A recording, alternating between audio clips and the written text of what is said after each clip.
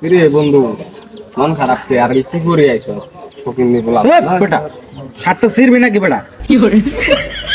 তুই কি আমার ফকিন্নি বংশের পোলাপান ভাবস নাকি বেটা? কি তুই কি হ্যাঁ? তুই কি বেটা এই ঢাকা ময়মনসিংহ রোডে যতগুলো বিআরটিসি বাস আছে সবগুলো আমার দাদার। খবর জানোস তুই? এই শার্টটার দাম কত জানোস? বেটা শার্ট বলাস না ছিড়বো। তুই তোর দাদার কথাই কইলি, আঙ্গর দাদার খবর জানো?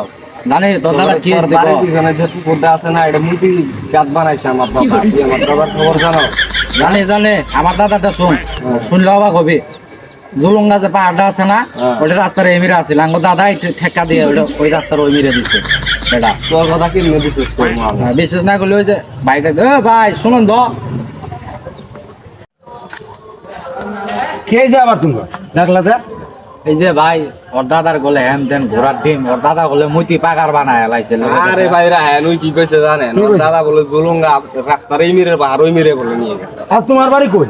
রংপুর ভাই। তোমার বাড়ি জামালপুর।